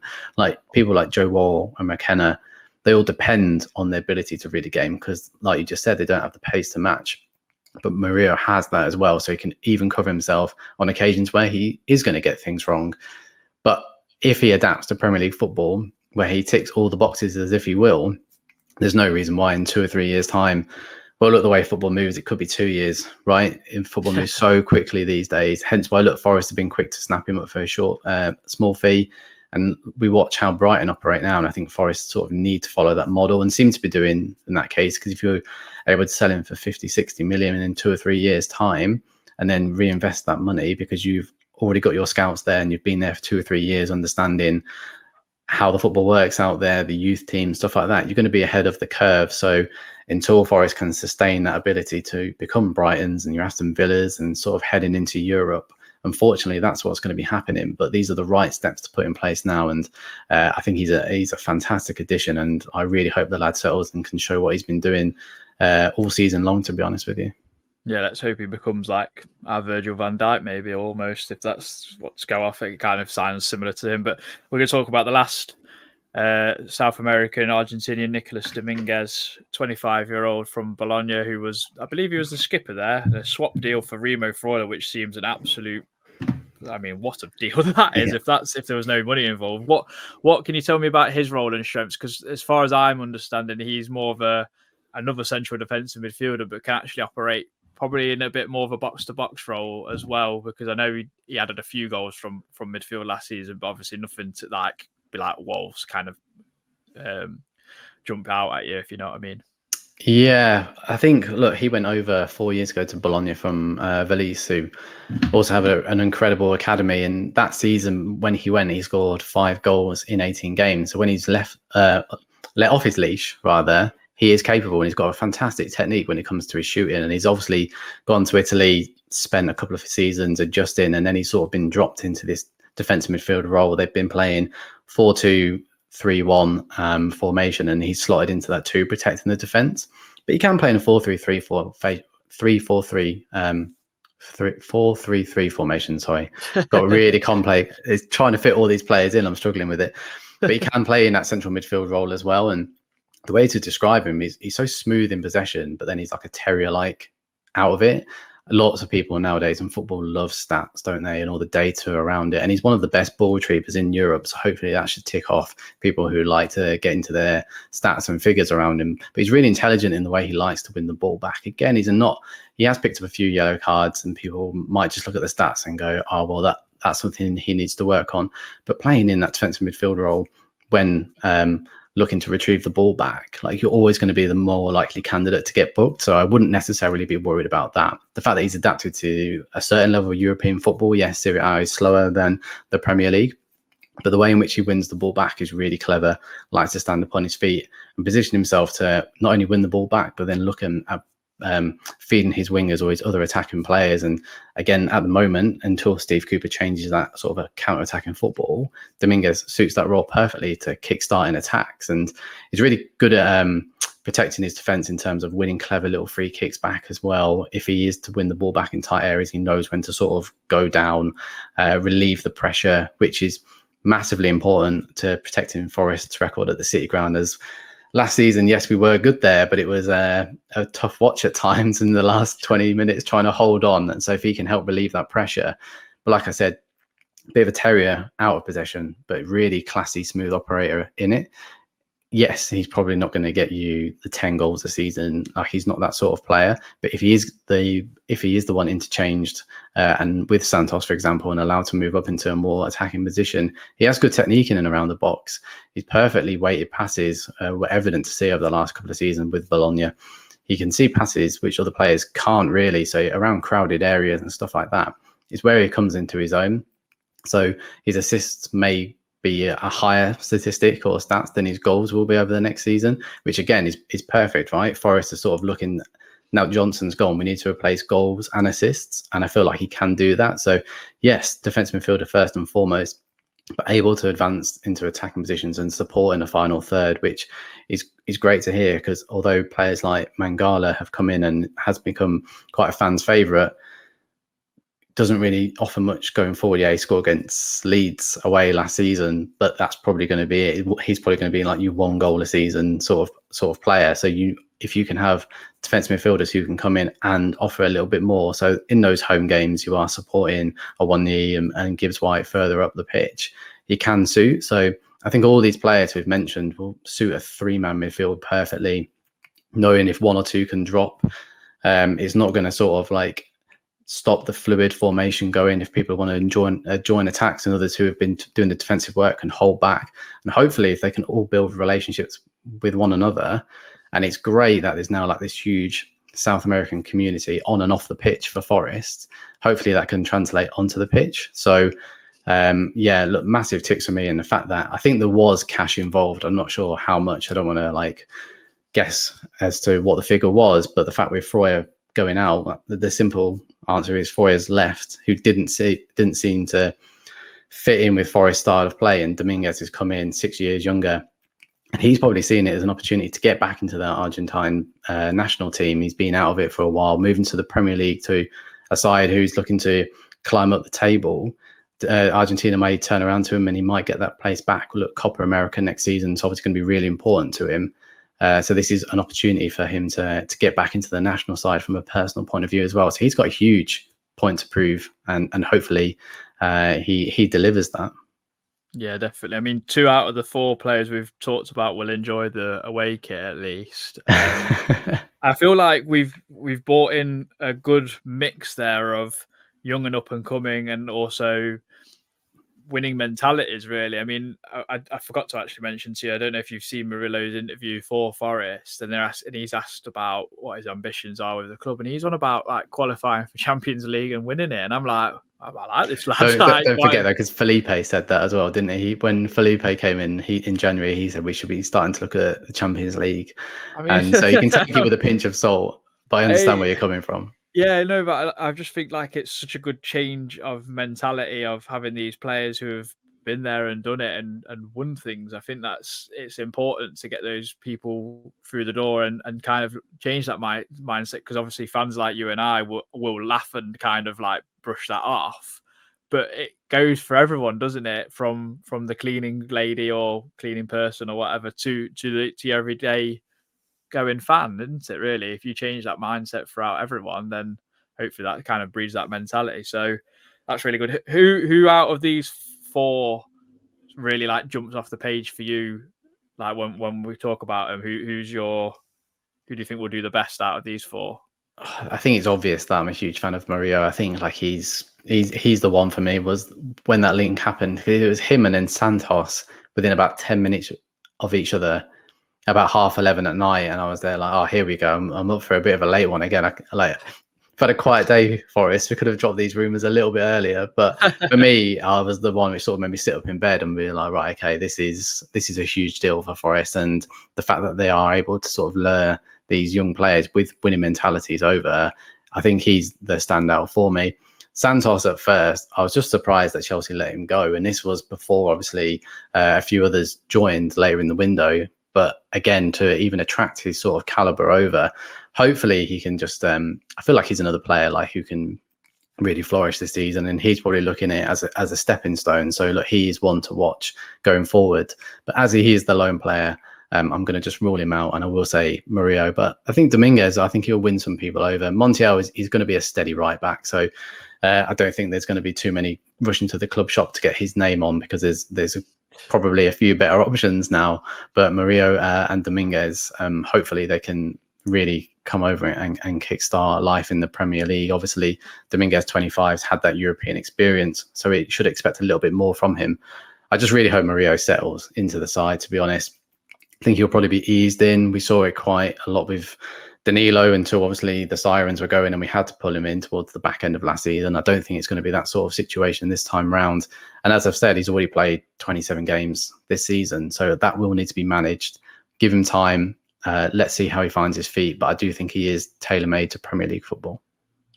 Brilliant, Nathan. I really appreciate you coming on again and giving us this insight. I'm sure there'll be more insight as the season goes on and the January window coming, and you mentioning other wonder kids that we need to bloody go after. I mean, that will be a good time. If anyone obviously wants to check your podcast out, your magazine, it's the Copper Club. Is it on Spotify, Apple Podcasts, and all that good stuff?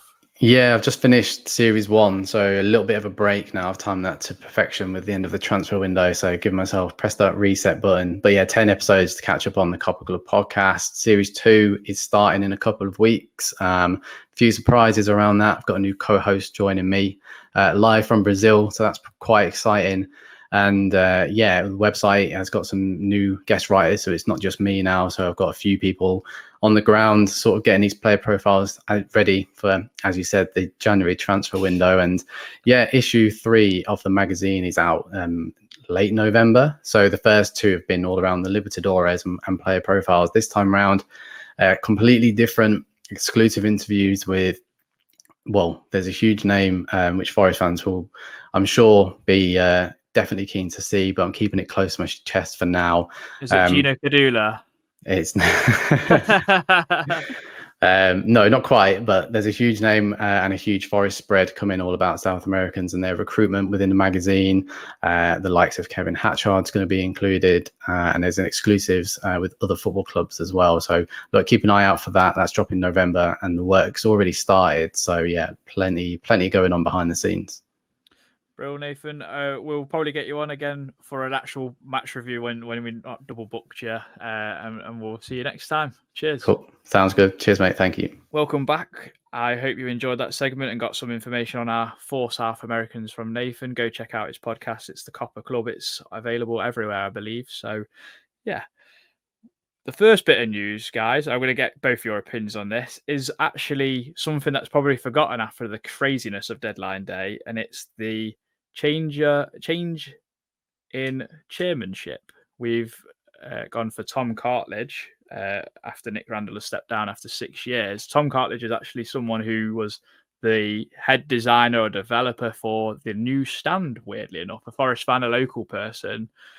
Lee, do you think this is a good thing? It's kind of come out of the blue as well, I think, as well. Yeah, it has a little bit. Yeah, I suppose so. I mean, Tom Cartledge seems like the sort of bloke that is one of us, essentially. So I don't ever think that can be a bad thing.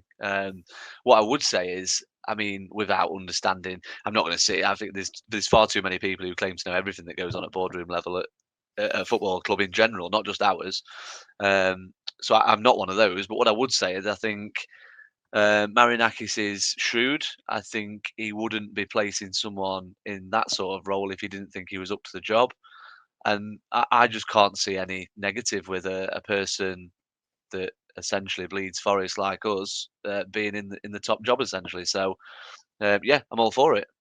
Yeah, Christian, this is a man who got snuck under his dad's coat when he was a little boy into Forest. So he's you can't say he's an armchair fan as such. So any thoughts to add on to Lee's? Well, it makes a difference in having a random film director as part of the board. So I suppose that's going to be a positive. But yeah, no, it's yeah, it's I found it a bit strange. I mean, I don't know if you could pick up on the timing of Randall going and then Cartledge coming in, and then suddenly this gambling sponsor's been announced to front a shirt sponsor, and like yes, I know there's a few sort of the conspiracy theorists all out and forth for that one. But on the face of it, no, I mean I don't think it's a bad thing at all. Whether it hopefully the plan for us will be to accelerate the main stand development and we can get that sorted. But yeah, I mean, like to echo what Lee said, I don't think it's a bad thing to have fans of the club and people with Forest ingrained into their blood and system as part of the fabric of the football club. I think that so long as they're not the ones pulling the trigger on decisions and stuff like that, because obviously you can get swayed. I think we've seen that before where, you know, and you have to be incredibly objective. I mean, there are only very few people. I think maybe Steve Parish is maybe the best example at Palace, where if you support the club and own them, like it can be quite difficult because obviously, you know, you can't necessarily take a step back and be objective. So therefore, it's not necessarily the worst thing to have someone at the helm like Marinakis who has no real ties to Forest like we do, for example. So yeah, but I don't think it's necessarily a bad thing. I'm sure he'll represent the club well and be in the face of it. And yeah, I'm looking forward to seeing what happens in the future. Obviously, if it does help kick the can of the main stand down further down the road, and that can only be a good thing for us as well, because it's very evident we need more seats in that stadium because the demand is very, very high. Yeah, and it'll only get higher if all these signings obviously can help us push up this table. So lots of activity on deadline day. It kind of looks a bit more messy than it actually is, because I do believe that majority of these players were linked throughout the summer, and I'm sure we're going to butcher some of these names. I mean, Odysseus Vlad. I mean, you said it before the podcast to me off air, Christian, and I'm going to absolutely Odysseus Vacholimos. I've got that one down. Odysseus Vacholimos. He's got the coolest name in history already. Going to push for the number one spot with Matt Turner, Lee, but it's Matt Turner's to lose at the moment, I would say, but good, healthy competition. He's played Champions League football a long time for Benfica, obviously a Greek international as well, although born in Germany, which is madness as well. But yeah, thoughts? Yeah, I mean, it's an interesting one because I can't imagine a player with his don't know, Pedigree. with his pedigree, shall we say, that coming to sit on the bench. But at the minute, I think he's going to have to because I just don't think Turner's done anything of note to warrant saying to him, "You're not playing today." I just think I'm never a big fan of I don't know this perception that if a keeper makes one mistake, he's going to be replaced. But with a player like him waiting in the wings, will that be the case? It's going to be. I think a lot of these signings is going to be fascinating to see how it all unfolds because you just never know. I mean, like after a performance like that yesterday, I think Steve Cooper, in hindsight, would have probably been thinking, "Oh, if we go and lose 2 or 3-0 today, it makes my decision for the Burnley game nice and easy. I'll just make 6 changes." I know that Steve Cooper would never think like that before anyone starts saying, but that would be almost an ideal situation for him. But after yesterday, there's an argument to say that that team should play again. So um, I think Turner will play in the short term after the international break. Um, it could even be on like a month by month basis where he kind of assesses the performance of the keeper and plays it from there. But I just can't see us. I know we wanted 2 goalkeepers, but I just can't see us signing him and not playing him. Um, which probably sounds strange because at the moment I probably wouldn't play him. In an ideal world, I think we'd have gone through in the cup and then drawn. We would have drawn Salford, wouldn't we? So that'd have been a great game to stick him in, let's see what he's got, give him some game time. But we haven't got that, situation. So I think Turner will be the keeper in the short term. I mean, we've been blessed with 5 brilliant keepers. If you look at the last 5, Brice Samba, Jota, Dean Henderson, and then he said Jordan Henderson, Dean Henderson, Keylor Navas, Matt Turner's been all right, and now Odysseus, Vladimis. I'm not going to say his name, Christian. It's bloody crap. Odysseus, right?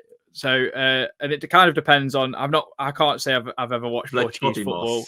Vlachodimos, right? I can't say I've watched Benfica a hell of a lot, so I don't really know how he plays. I only know him through Football Manager, FIFA, that kind of thing. So I guess that will the truth will be out there eventually of how he plays, and we'll see what we go with. But just from if I can jump in there, just from the highlight reels, I know you can never judge a player solely on those, but it does seem that he's a little bit like Samba in the sense that he seems quite quick across his line, kind of gets to things that are quite high that a lot of keepers don't. So yeah, I don't know whether he's a sweeper keeper or a conventional keeper. I'm not sure, but in terms of his actual shot stopping, it does seem that he's one of those that's quick across his line, and because of his uncompromising figure, he gets to quite a lot that other keepers won't, I guess.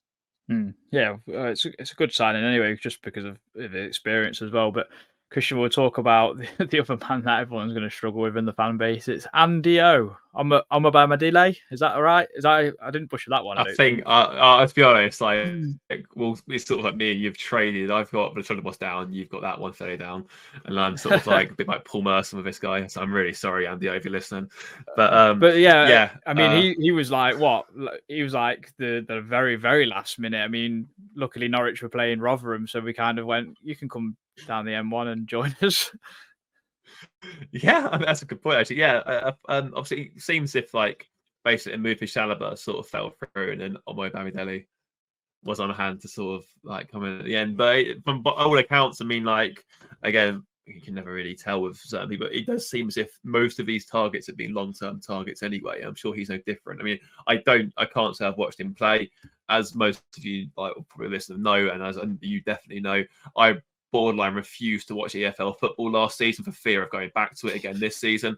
So I didn't watch Norwich once. I can't tell you what he's like as a player, but by all means, I mean, it does seem as if we've got a good one there. He looks very good with his feet. He looks big, strong, pacey, all the sort of things we've been looking for in someone to buy.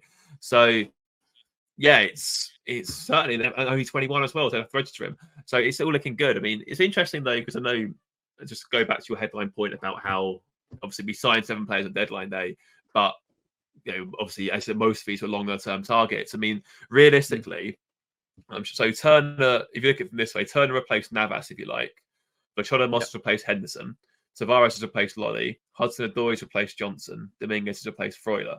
So realistically, we've only added, Murillo, Origi, Sangare, Santos, Elanga, Montiel, and Omabamidele.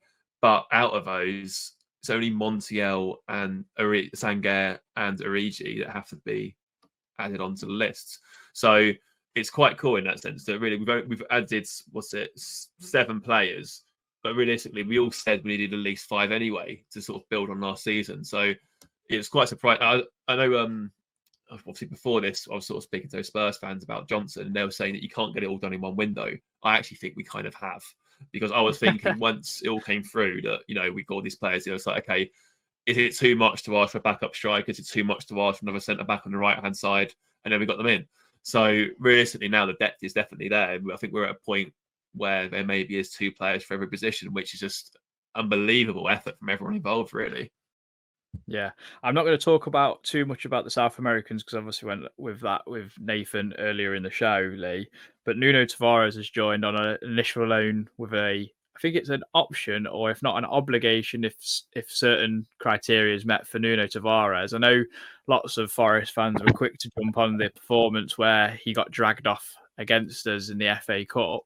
Obviously, one performance makes a player these days, but I think another shrewd signing, really, because I think he had a terrific season at Marseille. If you're into your stats, Yeah, I mean, I think if Forest fans had never seen him in that game where we beat them in the FA Cup and he was hooked after 20 minutes, and they were judging it on we're signing a Marseille player with 6 goals from left wing back, he'd already be the best left wing back in the world in the eyes of some supporters. So yeah, let's not judge him on 20 minutes. It was a bad 20 minutes, and Arsenal were shocking that day. So let's not kind of judge him on that. Yeah, again, good piece of business. I don't think it's. I mean, it just goes to show, doesn't it, in the transfer window, there's so many people who believe every single snippet that they read. Oh, he's not coming to us because he's going to cost 30 million. I'm glad we're not paying 30 million for him. All of a sudden, we're signing him, and if we meet certain criteria, we're going to sign him on a permanent for 12 million. So you just have to kind of take everything with a pinch of salt in the transfer window. But in terms of the signing, I think it's a decent signing. Picked up a caution on his brief cameo appearance yesterday, didn't he? So. I'm sure he'll take some. I think it's a position because wing back's kind of a specialist role these days. He'll probably take some time to settle, but yeah, certainly going forward, I think he gives us something that Cooper desperately craves if he's going to play the style of football that he wants to bring to the team. I think he'll be able to play in that left wing position as well. I think a lot of these players can kind of be multi-functional, as I like to call it. But yeah, we're going to get on to another one, Christian. It's Callum Hudson-Odoi. I mean, if he's coming in for 3 million up front with a rising up to 5, obviously I believe Chelsea have got a big sell on, they're saying, for Callum Hudson-Odoi. It is a risk, but for the amount we're paying, it absolutely isn't, is it? I think it's a steal. I can't believe you negotiated that. Like, especially what were Fulham doing? Because, you know, they're adamant they wouldn't pay 8 million, and suddenly on deadline day, Chelsea like, yeah, here you go, pay 3. Like, what was happening in those discussions? But no, I mean, we all talk. Some of our fans, obviously, Lee, I know you've obviously had it in the teeth of this about fans saying, "Oh, this new Brighton model, etc., etc." Well, the Brighton model is selling players for maximum value, replacing them with players who can adequately replace them for a cheap fee, and that's exactly what we've done with Johnson. We've sold Johnson for £47.5 million. We've brought in Hudson-Odoi for 3 million. Realistically, like that is, and you know, that is exactly what the Brighton model is. That is basically Moneyball. And so I think realistically, the best place for Hudson-Odoi is at Forest with Steve Cooper. And I'm really excited to see how he gets on. I really am. Because, and again, this is something we'll have come on to. As sad as it is losing Johnson, there's no guarantee we'll get that money on the table ever again. I mean, Hudson-Odoi is a prime example. A few years ago, Bayern Munich offering £70 million to him. Chelsea threw him 120 bags a week to keep him to stay. And then he got a few injuries. Elite clubs move fast and sign other players in that position. He never got a look in again. Now he's at Forest for £3 million a few years later. Like, football moves so quickly. So, no, from a business perspective, I think we've done very well there. I'm intrigued to see how he gets on. I'm sure he'll be a success. Because if Cooper can get anything like that form back, then Jesus, we're in for a treat. We really are in for a treat. Yeah, he'll definitely get us off our seats. I'm going to save obviously the best to last, but so Lee, we've got to talk about Divock Origi. I mean, there was a contemplation of getting Michy Batshuayi, and we've gone from that to Divock. Big Divock coming in hot. unbelievable. I mean, I don't want to tempt fate, but my mate's an Everton fan, and he texted me straight away and said, "Congratulations on your 6 points against Everton, because that bastard always scores against us." No, I mean, it's. Do you know, it's weird because I didn't say this to you guys. I didn't say it to the other lads who I go to the games with, but I looked at when I first heard that Divock Origi was potentially going to be available on loan this summer. I actually looked at that and thought, will that be Miltos's little signing for us? And then, lo and behold, it goes to deadline day, and all of a sudden, it's Burnley and Forest that he's in talks with. So, yeah, I'm not disappointed with it at all. I think he's definitely got something to offer. I'd rather have him than Batshuayi. Nothing against Batshuayi, but I just think that would have been not for me. I can't really put my finger on why. I don't think he's just not. Just wasn't for me. I just don't think he's the right fit for us. Probably a bit more of a mercenary than Origi will be. It's on loan. There is an option to buy, which is pretty cheap as well. So I can't see a lot wrong with it. I think crucially as well, it does give us a centre forward that will be available through the AFCON next year. So yeah, lots to like. I'm struggling to find a negative with it, to be fair. I mean, he's just come from AC Milan. We're signing players from AC Milan, for God's sake, on loan. I mean, if you can't be positive this week when we've had the transfer deadline day that we've had, and then beating Chelsea away, I mean, when will you ever be positive as a Forest fan? Yeah, I mean, a Champions League winner. Don't forget. Sorry, jump in. Don't forget Tyrese Forner scoring an own goal for Derby to give Bolton 3 points as well over the weekend. Yeah, it's been a pretty good. It's been a good weekend for a Forest fan. Yeah, it's all come up Millhouse, as I like to say. And United moaning about the refs today. It has. I mean, they got a penalty decision go their way when it was an obvious clip, but yeah, we'll kind of pressure on. But for anyone that is not watching this on YouTube, Christian obviously flashed up his song of Saturday Night, and I like the way you moved Divock Origi, because that's what Liverpool fans used to sing about him. I hope we get that going rather than do Divock Origi in the stands. No, come on, let's get this right here. You know what we're going to sing? Divock Origi, baby. We're going to sing that, aren't we? Of course we are. We put every player's name into that song. Does no one know any other popular songs from like the 80s or 90s at least? Yeah, well, we've saved the best. Yeah, the Human League Reds, that's it. But we've saved the best to last. I mean, Christian, your head nearly fell off in our group chat, and I was just literally like, what is wrong with you? Like, honestly, that's what I was saying to myself. Ibrahim Sangare, as I've been told, that's how you say his name from when you listen to PSV fans say it as well. But by God, I never thought that this man was walking through the doors. Never mind pulling off the shit of John Joe Shelby and taking the number 6. But I'm going to let both of you chime in. Christian, I'll let you chime in first. But what a stellar signing as a manager of the past, you would say. Definitely, it's certainly a big coup. I mean, I know I said earlier when we were first linked with him, I was a little bit concerned that none of the bigger teams had activated to try and sign him, but I think it will be their losses our gain, definitely, because I think he could be revolutionary. I think, like Reece said to us in his in our little chat, he said he could have a very similar impact to how Pellegrini has had at Fulham, and I could definitely see that happening. Yeah, I mean, as soon as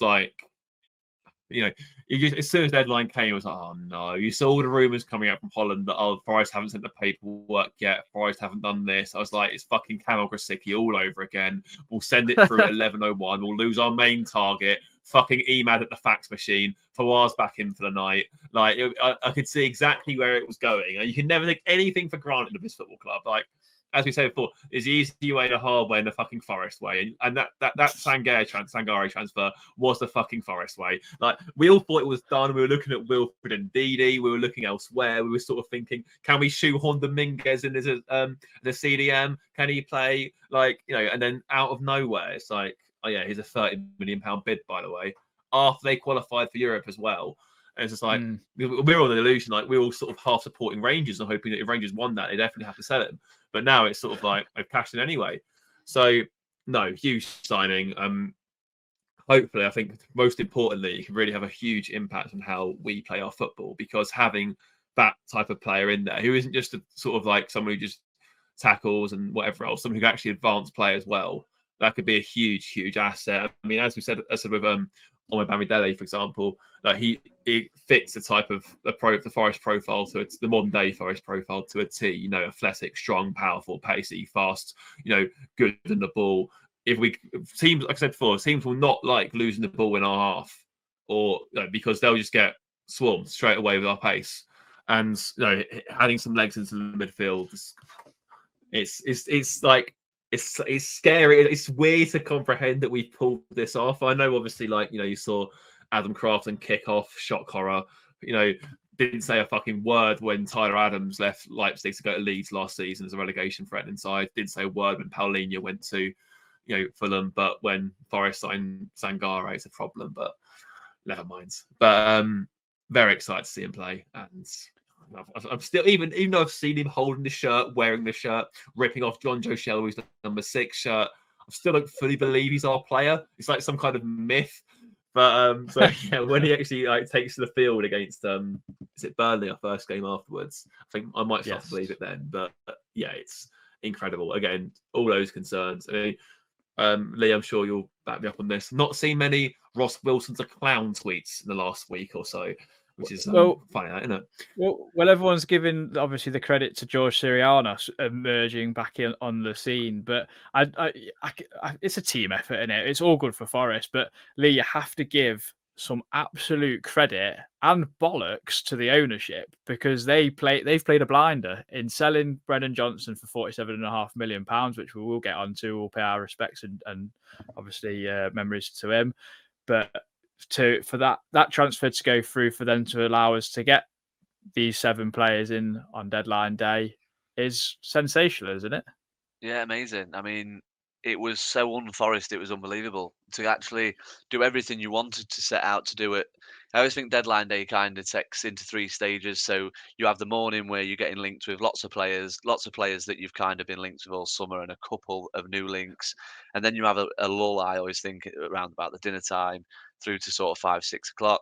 And then you kind of get, right, we need to start ticking these off now because the clock is on. And I know that in our group chat we were getting a bit worried, weren't we? Because Rob Dorsey had been really positive all day that everything was done and it just needs. And then even he was starting to sound a bit like, I'm not really sure why it's not been done yet. And he said 50-50 at one point about Origi, didn't he? So, yeah, I just think what an amazing signing. Just everything about it, getting rid of Johnson. I know that's not a great thing, but if you'd have said to me, we're going to sell Brennan Johnson for the money we have, and we're going to end up with a squad that essentially gives us 2 decent options at least in every single position on the pitch. I mean, I'd have said it'd be great, but this is Forest. We probably will have a few gaps still. Second year in the Premier League, it might be 3 or 4 years that we've got to get to before we see that. But no, fair play to the club. I think even the weirdos that seem to only tweet when something bad is to be said about the board or whoever, even they must be hard pushed now. I mean, it reminds me of the emoji where you've got a really angry face and then it's a mask with a really happy face. Because these people have just got nothing better to do, have they? In terms of the Ross Wilson thing, it's all good and well saying, oh, it's Sirianos since he come back. It's not all. I mean, he's only, if we're led to believe what we read anyway, he's only in on a consultancy basis. So he's probably got other irons in the fire and other clubs that he helps with transfers. So you can't kind of just say, it's all Ross Wilson. It's all Sirianos and not Ross Wilson. Like you've said, Adam, it's a team effort. So, yeah, just such an unbelievable signing. I was just absolutely buzzing when it got announced. I can't wait to see him in action, really.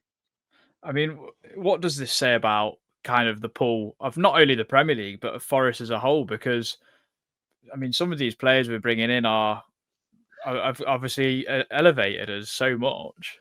Well, I mean, it's interesting, isn't it? Again, some people who like to put negative spins on things. The club to work for is not a happy place. It's not a happy place behind the scenes, and staff aren't happy and players aren't happy. Well, why are we? How are we getting these players through the door? You're not telling me players don't speak to other players. You're not telling me that Sangare's had Serge Aurier on the phone and said, what's this like? What's that like? Is it worth coming? Players talk to players. I mean, you've only got to look at Instagram in this day and age. Elanga put a tweet on yesterday, and there's 3 or 4 players that I think, how the bloody hell does he know him? Really positive about his performance. So players talk to each other, and I just don't think the true fan seriously knows what's actually going on behind the scenes at a football club. What I think that signing does say is that Nottingham Forest is a place where players want to come and play the football. I mean, I think you got to give credit to Morgan Gibbs-White and Serge Aurier for tapping him up at PSV. But Absolutely. I mean, there was obviously a sensational story that came out of this where a Forest fan had to get out of bed to come and be the translator because we couldn't find anyone French speaking around. Like, I was like, surely you know he's on the way, so you'd have got that in. But what a moment for that lad. So hopefully we'll be able to try and talk to him at some point during this international break, because I'm sure it's a cracking story, at least for him, and something that will live on in his memory. But Christian, obviously, I know this is a bumper episode, everyone, right? But it needed to be. Christian, I do need to ask you this: how much pressure does this put on Cooper to obviously get the balance right and the process of changing or adapting our style? And obviously it gives us now the flexibility to kind of pick and choose when we play certain teams, does it not? It does. I mean, it does definitely give him more strings to his bow, if you like. I think beating Chelsea has probably helped because, let's say, for example, even if we do fumble the bag against Burnley, it's sort of like we've still got that to fall back on. We've still got better new players in, sort of thing. So, whereas I think had we lost yesterday and then slipped up against Burnley, and it would have been right. Okay, you've been back to the fucking hill now. You just lost these 2 games. What's going on? So, so that Everton fan said to us that once upon a time that you're only 3 games away from a crisis in the top flight. But I think it's not going to be this overnight flick of the switch change. I mean, I sort of think it's got to be some time earlier, actually. Yeah, it's going to take some time to put in, and we don't have the luxury of like having a Winter World Cup like last year either, because I think the players that stayed behind last year, Johnson and Awani especially, they were different players after that World Cup. I know Johnson went to the World Cup. He was there for about 15 minutes, as Wales a shite. Sorry to any Welsh listeners, but you were. And so when they came back, they had this added impetus. Like Taiwo especially, Taiwo was a different player after the World Cup break. Like, he was all arms and legs before, and he was in the right place at the right time for a few goals. But he had that miss against Leicester. Remember, he wasn't trusted by Cooper. He was dropped, and he went for that sort of false 9 with Lingard, Gibbs-White, and Johnson. He just didn't fancy him for a long period of time. After the World Cup, he came back as the Taiwo we see now, where he was throwing defenders around, bullying them, using his pace, trusting in himself, believing in himself, and obviously he got injured, of course. But so we don't have that sort of break where Cooper can get everyone together and go, right, okay, this is what I want to do, and this is how I want to play. But so it's going to be interesting to see how he sort of balances getting his style of play that he wants to play across, and obviously the bread and butter of points and getting those in the bag. But as we said before, I know Lee, you've mentioned this before, good players don't take that long to adapt to situations. So, and we've signed some good players. There's no getting away from that now. We have signed some very good players in this window. So hopefully it doesn't take too long, and hopefully, especially against, I think one of the bigger tests might be maybe Luton at home mid-October. I think we might start to see a bit more of a progressive, flowing Forest side. But like the first half hour against Sheffield United, but maybe a bit better over the course of the game rather than just a short period. That'll be the aim anyway. Yeah, definitely. I mean, I think it's just a little bit of a shame that the international break has come, because we won't be able to kind of get all them players on the training field as such, because I think a lot of them were going for international break, unfortunately. But I'm sure we'll be all right, especially when it's a nice game in a sense to have Burnley in that first one to integrate some of these players. But like we've said, it's going to be hard to take the shirts off the current 11, because they put such a shift in every game that they've played. So that's good. But I just want to get a player off each of you, including the South Americans that was extensively covered by Nathan, who really jumps out at you and you think, I'm extremely excited to watch them. I know it's been the summer of CDMs this year, but so I wouldn't be surprised if both of you say Sangare. But Lee, who would you say? I'm just going to disagree with your last point. I actually think it's a good time for the international break on the basis that we won yesterday. I actually think the club now will be, the new players, it's a lot easier for them to integrate now. I just think the club will be buzzing. The training ground will be buzzing. They'll probably be back in Wednesday, Thursday. I know that some will be on international duty still, but I just think even when they're all back in by kind of, towards the next game, the atmosphere will just be class. And I think it just allows everything to settle down a bit before we go ahead with our new squad. Callum Hudson-Odoi. I'm going to go for Callum Hudson-Odoi for your question. I am excited to see Sangare, but I just think I'm already expecting him to be class. Whereas I think Hudson-Odoi has the potential to, with Cooper as manager, to really kick on. If he can stay fit, I think it's just intriguing because of how his career's kind of panned out since he was valued at ridiculous money and being linked with Bayern and Dortmund, to always tormenting Forest every time he played us, to kind of going off the boil and hardly getting a game time last year at Leverkusen. I couldn't believe he was only 22 when I was doing research for some stuff for work. So I just think that's a really exciting one. Like Christian says, it ties in with the Brighton model of selling for the best you can get and signing cheap with the intention of that player being worth exactly the same. Well, Callum Hudson-Odoi has already been worth that much. So let's see if he can get back to that level. And I just think it'll be fascinating to find out. Yeah, Christian? Yeah, I as I said earlier, I'm very intrigued by Hudson-Odoi, but just to be different, I'm going to go with Dominguez, and I've got a bit left field of that one because I think it's interesting. I know obviously Nathan's covered it very extensively as well, but Dominguez as an entity seems quite interesting because I mean, in theory, if we were to go to two midfields, and obviously we're assuming things here, but if it was like Sangare and Dominguez, that would cover both the going forward side and the defensive side with two. I think if we were to get the best out of this 3-4-1-2 formation, that would probably be the best way to replicate it, I think, with those two. Obviously, I know Ryan Yates has something to say about that, of course, but I think, generally speaking, I'm quite intrigued to see how that does pan out. I think that, he's 25 years old. You don't play 11 odd times for Argentina, as a midfielder, especially if you're crap. So I'm very intrigued to see how he fits in and beds in. But yeah, I mean, obviously there is a risk that none of these plans work out, but because you never know. But I'm pretty optimistic we've done well here, and it's exciting in a lot of ways because it does feel as if we've laid some serious foundations for what could come in the future. Yeah, my 2 pence worth on it. I know you guys haven't heard the extensive information I've got off Nathan from earlier because we're recording this now and I've not played it to you, but I got really excited when he was talking about Murillo. I just thought, like, especially, I know YouTube compilations aren't anything you shouldn't really go off any of them, but he just looks like a player, can progress through the thirds, quick, strong, can play a cross-field ball, lovely left foot. I mean, there's not many players left-footed that don't strike a ball aesthetically pleasing. So he's someone I'm really excited for. Nathan really bigged him up as like one of the next big centre backs to come from that division, and then his versatility to play in a 2 or a 3. So that excites me especially. But before we obviously round up and say our goodbyes, hopefully we'll be back during the international break with a few bits and bobs and all sorts. I do want to give Brennan Johnson the courtesy of some memories from us, obviously, because in this saga of where we kind of saying, is he going, is he staying? We wasn't quite sure if Tottenham would end up paying the fee that we wanted. He's been an ultimate professional at the end of the day. He's not kicked up a fuss. He's not down tools and complained and what you get from a lot of big players in the past. I think he's really handled it well. So I'd like to say thanks to him because he gave us a great season in the Championship. He gave us all last season and helping us keep us up. He won some valuable points. So I think Brennan Johnson deserves all the plaudits, and I wish him well. We wish him well really for his career. It's a great club to go to, Tottenham, in my eyes, and I think he might enjoy himself with Ange Ball, though the first meeting with Richarlison might not go down too well. But we'll see about that. But Lee, what was your favourite Johnson moment?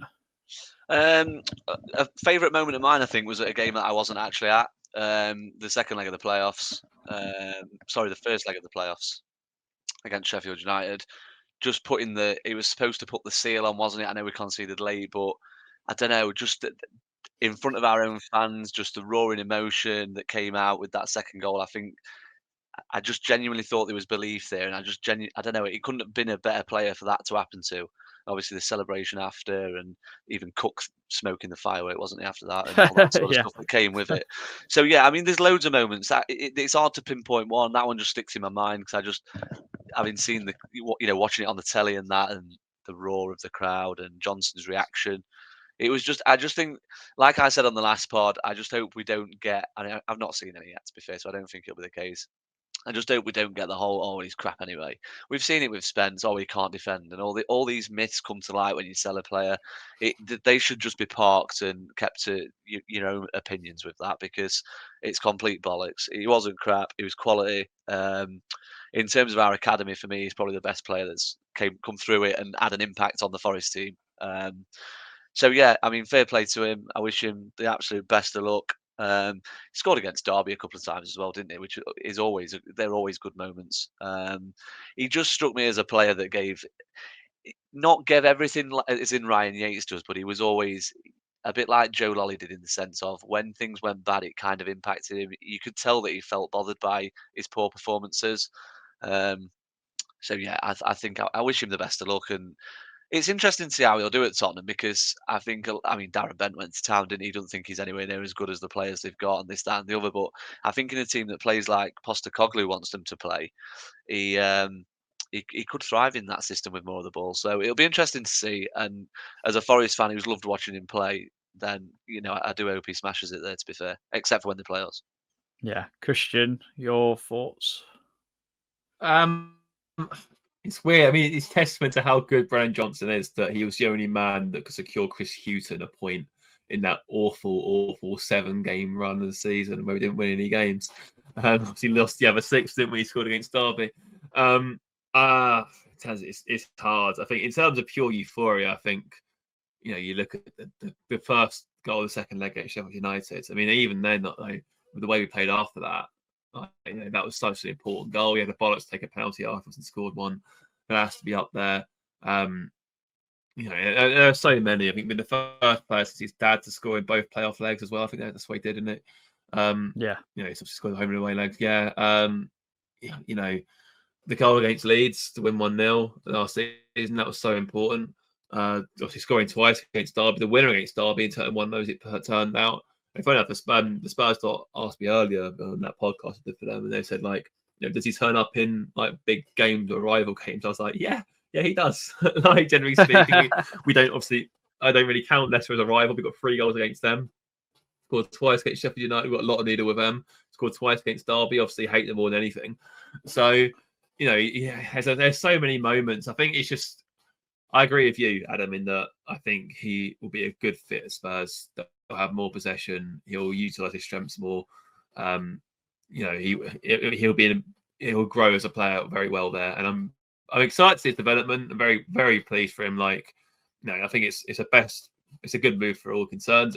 In an ideal world, I'd absolutely love to see him stay and still got Sangari. Sangari sound like Paul Merson, but you know what I mean. And I love to have seen them two on the same pitch in a Forest shirt together, but these things happen, I suppose, and needs must. But yeah, to pick an isolated moment, I probably would say that the second goal against Derby in that 2-1 win is because I mean the limbs in the crowd when that win, it was fucking insane. Like it was that was such a good day. Like from Upper Bridgeford throwing the fake fivers at them, to Ravel Morrison getting sent off at the ends, like to just putting them in their place, singing "We'll never play you again." Like it was just ultimate, like one upping your rivals. And Johnson was the one who sealed that for us. So yeah, I think that'll be mine. I think. Yeah, I think there's obviously moments that we won't forget. Like, I mean, he scored 3 times against Everton last season, 2-2, and the 1-1 where it's first away goal in the Premier League, which was fantastic.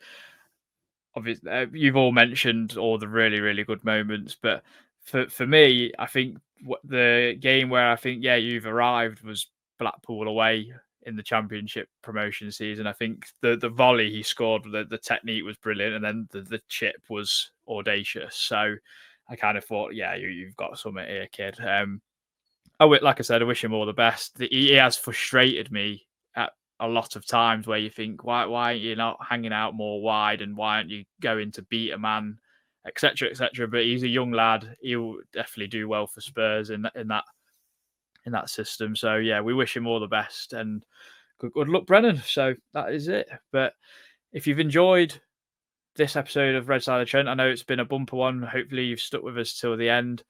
We've really appreciated all the slept on it thought comments this season so far. We'll keep them coming absolutely throughout. and Nathan coming on to join us as a guest a couple of times already this season. It's been a entertaining start, to say the least. 6 points from 4 games. We would have all snapped your hands off for that. Absolutely 100%, guys. I think you'd both agree. Reece definitely would agree. I would like to think so. Yeah, hopefully when we come back after the break to play Burnley, it will be just as happy room here at Red Side of the Trent. Thank you very much. Come on, you Reds. This podcast is proud to be part of the TalkSport Fan Network. TalkSport. Powered by fans.